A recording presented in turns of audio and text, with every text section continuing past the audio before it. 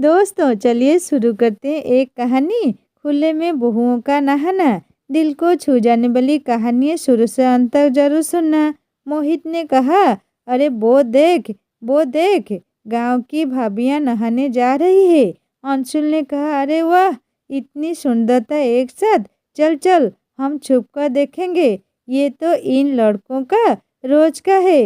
हर दोपहर को गांव की औरतें नहाने के लिए तालाब जाती है और ये लोग छुप छुप कर उन्हें देखते रहते हैं। इसी बात से सभी औरतें भी परेशान हैं, लेकिन वो करे तो करे क्या।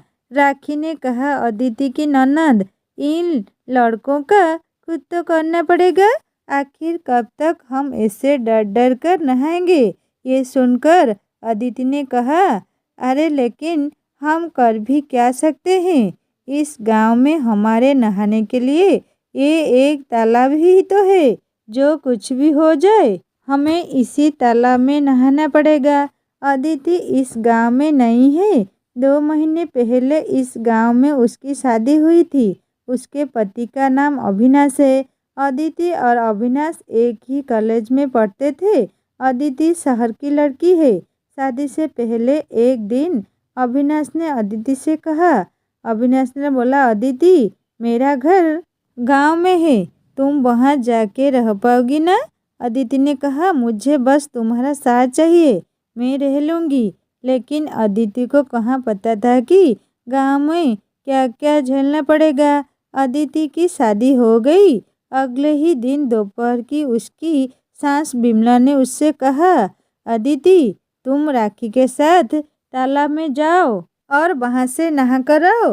राखी अदिति की ननद है। राखी ने कहा, हाँ भाभी, चलिए दोनों नहाकर आते हैं। अदिति ने कहा, लेकिन तालाब में सबके सामने क्यों, घर में तो बाथरूम है ना। बिमला ने कहा, बाथरूम तो सिर्फ शौच करने के लिए है, नहाने के लिए गांव में बाथरूम थोड़े ही होते हैं।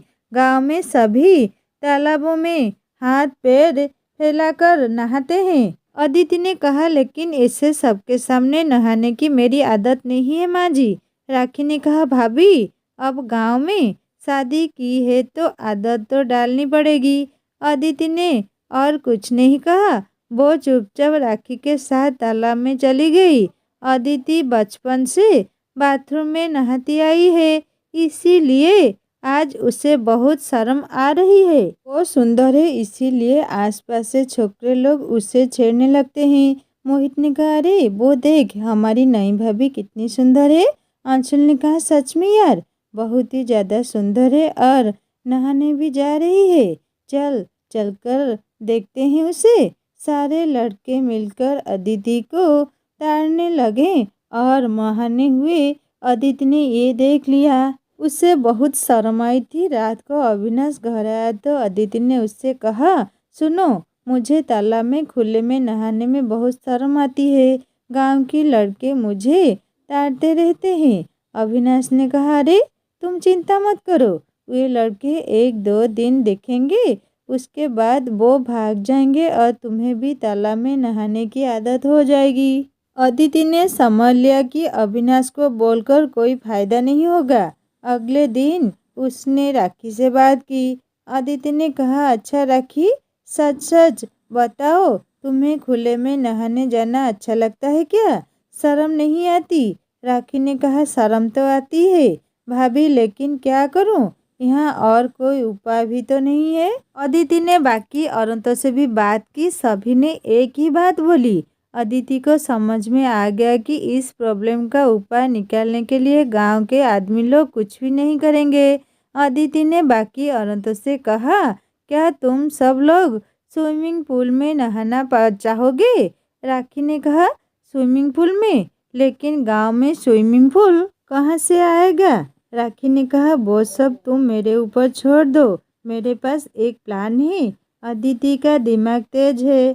उसने झट से एक प्लान बना दिया। उसके ससुराल में घर के पीछे एक जमीन पड़ी हुई थी। अदिति ने उसके चारों ओर ऊंची दीवार खड़ी कर दी। उसके बाद पैसे देकर बहुत सारे बांझ खरीदने लगे।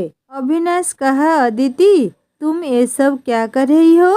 अदिति ने कहा, तुम तो कुछ करोगे नहीं, इसीलिए मुझे ही करना पड़ रहा है। राखी ने कहा, भाभी ठीक ही तो कर रही है भैया, हम जैसे गांव की औरतों को शर्मिंदगी से बचा रही है। विमला ने कहा, नहाने में ऐसी क्या शर्मिंदगी, मैं तो कब से तालाब में ही नहाती आ रही हूँ। शहरी लड़कियों के तो बात बात पर नखरे हैं।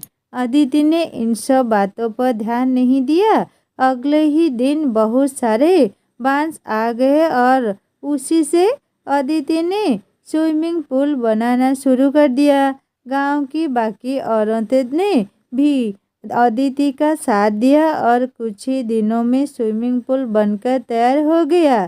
चंपा ने कहा, अरे वाह अदिति, तुम तो कमाल की हो, जुगाड़ से स्विमिंग पूल बना डाला।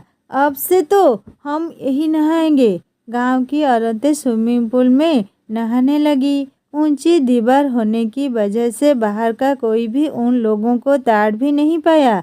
मोहित ने कहा, अरे यार, ये क्या हो गया, अब क्या होगा।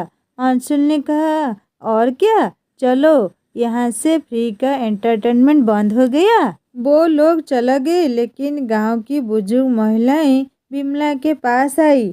चंपा की सास, विमला, ये सब क्या हो रहा है, तुम्हारी बहू हमारी बहुओं को उकसाकर स्विमिंग पूल में नहाने के लिए मजबूर कर रही है।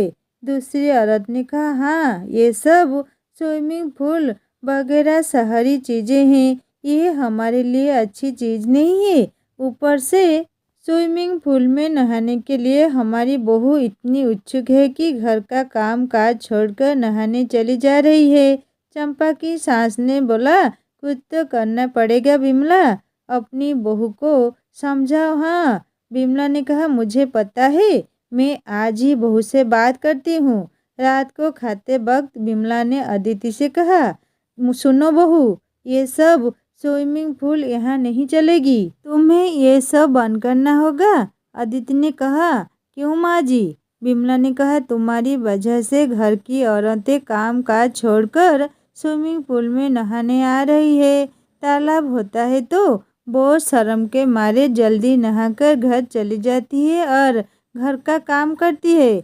अदिति ने कहा, लेकिन माँ जी, घर का काम बहू के सम्मान से ज़्यादा जरूरी है क्या। विमला ने कहा, बहू, मुझे ये सब नहीं सुनना, कल से स्विमिंग पूल बंद, वो जगह मेरी है। विमला ने स्विमिंग पूल जाने से सबको रोकने के लिए गेट में ताला लगा दिया। अगले दिन सभी औरतें बाहर खड़ी खड़ी परेशान हो गई। चंपा ने कहा, अब क्या होगा अदिति, यहाँ तो ताला लगा हुआ है। अदिति ने कहा, जगह तो माँ जी की है, इसीलिए ये ताला मैं तो नहीं खोल सकती जब तक वो खुद ये ताला खोलकर नहीं देती। राखी ने कहा, ये तो असंभव है, माँ खुद से ये ताला कभी नहीं खोलेगी। चंपा ने कहा, तो उनसे खुलवाना पड़ेगा। अदिति ने कहा, तेरा दिमाग तो बहुत तेज है, कोई आइडिया लगाना। अदिति ने कुछ सोचा और फट से कहा, हाँ हाँ, मेरे पास एक आइडिया है, सुनो सब लोग। अदिति ने सबको उसका आइडिया बताया।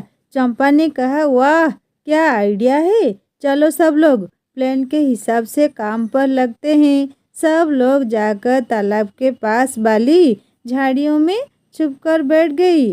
कुछ देर बाद विमला और बाकी बुजुर्ग महिलाएं नहाने के लिए आई। वो सब अपने कपड़े खोलकर तालाब में उतर गई और कपड़ों को ऊपर रख दिया। वो लोग नहाने लगी और मौके का फायदा उठाकर अदिति, राखी और बाकी औरतें चुपके से उनके कपड़े लेकर चली गई। नहाने के बाद उन लोगों को कपड़ा नहीं मिला तो वो परेशान हो गए। विमला ने कहा, अरे मेरा कपड़ा कहाँ है। चंपा की सास ने कहा, मेरा भी तो कपड़ा नहीं है, हे भगवान, अब क्या होगा। विमला ने कहा, मुझे लगता है किसी ने हमारे कपड़े चुरा लिए, अब घर कैसे जाएंगे। वो लोग वहीं पर रोने लगे। तभी तालाब के पास झाड़ियों से एक मगरमच्छ की तरह दिखने वाला खूंखार जानवर तालाब में उतर आया और उन लोगों की ओर बढ़ने लगा। वो लोग डर गए। चंपा की सास ने बोला, वो क्या है, भागो भागो। सब कम कपड़ों में ही तालाब से निकलकर भागने लगे। गांव के सब लोग ये देखने लगे। सब लोग दौड़ते हुए स्विमिंग पूल के पास पहुंच गए। बिमला रोते हुए बोला, लगता है बहू ही सही थी। यहाँ कोई भी हमारे सम्मान के साथ खेल सकता है और ऐसे खूंखार जानवर भी हमला कर सकती है, लेकिन चार दीवारी के अंदर स्विमिंग पूल में कोई खतरा नहीं होगा। तभी वहाँ अदिति और बाकी औरतें चली आई। अदिति ने कहा, मैं तो यही समझाना चाहती थी। अच्छी बात है कि आप लोग ये समझ गए। बिमला ने अब स्विमिंग पूल का ताला खोल दिया। उसके बाद से सभी औरतें स्विमिंग पूल में ही नहाने लगी। दोस्तों, आज की ये खास और मज़ेदार कहानी आप लोगों को कैसी लगी, मुझे ज़रूर कमेंट करके बताइएगा। और कहानी आप लोगों के दिल को छू गई तो लाइक करना, दोस्तों के साथ शेयर करना और सब्सक्राइब करके बेल आइकन दबा देना। जल्दी और एक कहानी लेकर आऊँगा। नमस्ते।